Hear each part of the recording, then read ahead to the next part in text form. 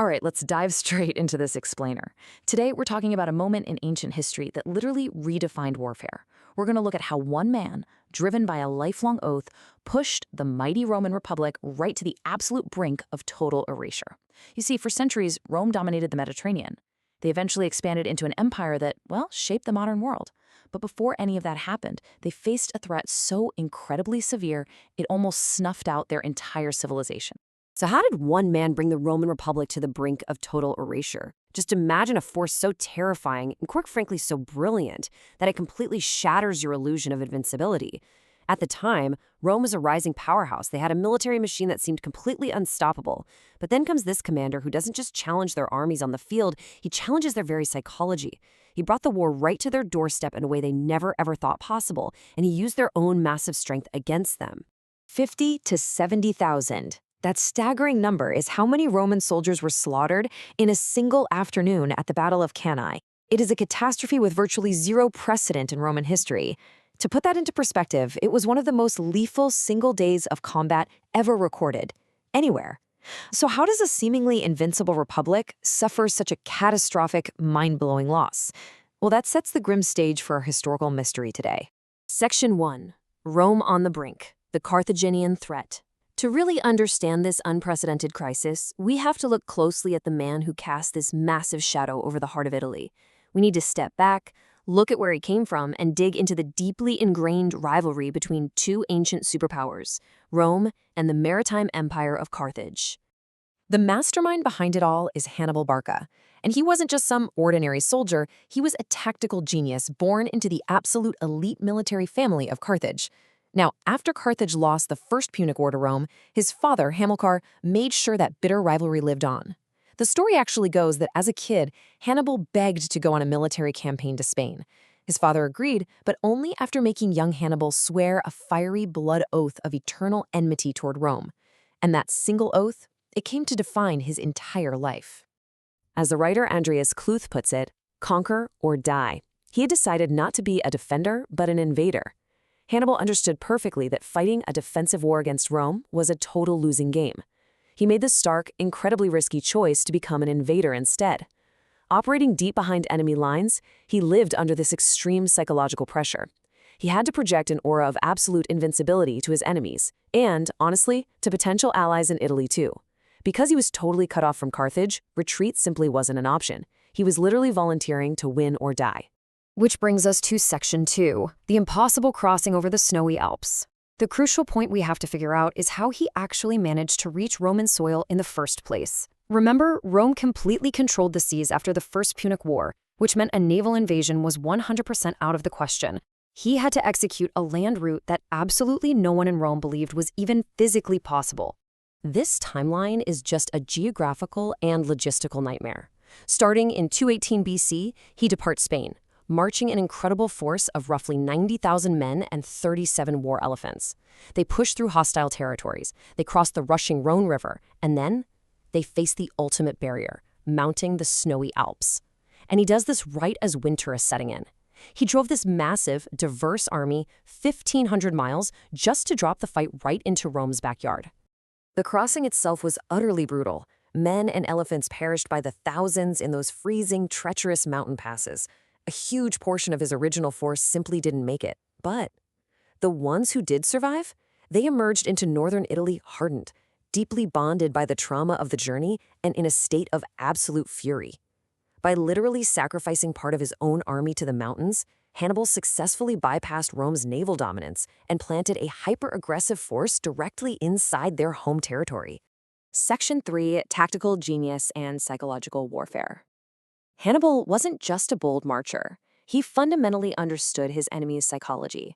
He knew the Romans were deeply aggressive, very proud, and heavily reliant on rigid military formations. And the brilliant part? He used that exact mindset to completely dismantle them. His strategy was a total masterclass in psychological warfare. Step 1, lure the Romans by devastating their protected lands. He just wrecked the Italian countryside to prove Rome couldn't even protect its own allies, which totally infuriated Roman commanders like Flaminius. He essentially goaded Flaminius into a hasty pursuit. Then, step 2, use the terrain. Executing the first recorded turning movement in military history, Hannibal trapped the Romans against the shores of Lake Trasimene under the cover of thick fog. Step 3, annihilate them. He slaughtered 15,000 Romans in this massive ambush, completely wiping out Rome's only immediate field force. But you gotta realize, this genius came at a crazy personal cost. He was so fiercely committed to catching the Romans off guard that he took the most difficult routes imaginable. Like, in one instance, his men marched for 4 days and 3 nights straight through the completely flooded, overflowing marshlands of the Arno River. Suffering from extreme fatigue in this awful watery terrain, Hannibal contracted severe conjunctivitis and literally lost his right eye to the infection. He gave pieces of his own body just to secure the element of surprise. Moving on to Section 4, the Cannae Catastrophe, a tactical masterclass. This brings us to 216 BC, which is without a doubt the undisputed climax of his campaign in Italy. It's a battle that is still heavily studied in military academies all over the world today, because this is where Hannibal's tactical brilliance hit its absolute terrifying peak. Picture this clash. Rome fields a massive force of 80,000 men, led by commanders who basically favored traditional brute force. They packed their infantry into these narrow, deep, and super heavy formations, pushing forward with the intent to smash right through the enemy line. Versus Carthage, Hannibal's outnumbered. He's only got about 50,000 men. He assesses this rigid, overwhelming weight from the Romans, and he designs a formation specifically to use their own forward momentum against them.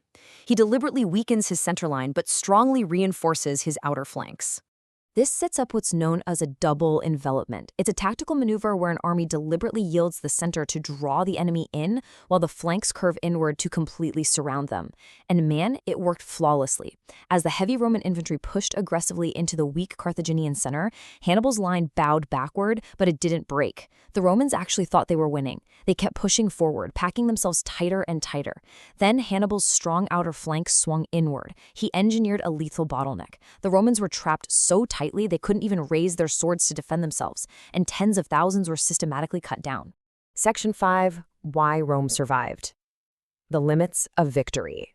Look, Cannae was a disaster that absolutely should have ended the war immediately. Rome was on its knees. So the big question is, if Hannibal was virtually unstoppable on the battlefield, winning victory after victory for over a decade, why didn't Carthage ultimately win the war? There's this chilling realization from Hannibal, who is Hannibal's own cavalry commander, right after the massacre at Cannae. He famously said, "Hannibal, you know how to gain a victory, but not how to use one." See, Hannibal wanted to march the army on the city of Rome that very night, but Hannibal refused. And that quote just perfectly captures the paradox of Hannibal's entire campaign, winning all the battles, but failing to secure the ultimate strategic prize. The harsh reality was that winning in the field just wasn't enough. Hannibal lacked the heavy siege equipment needed to actually breach Rome's massive city walls. On top of that, Carthage's political leadership basically hung him out to dry. They were divided, overstretched, and repeatedly failed to send him reinforcements. No men, no money, no materials. Plus, his grand strategy kind of assumed Rome's allies would turn against them en masse. And while a few major cities like Capua did defect, the vast majority of Italian city-states stayed fiercely loyal to Rome. So he spends 15 years marching around Italy winning fights, but he just couldn't deliver the killing blow. To really get why this happened, we have to contrast their mindsets. Carthage was this sophisticated, cosmopolitan merchant republic. For them, war was a commercial tool. Resources were calculated, and at the end of the day, the books had to balance, right?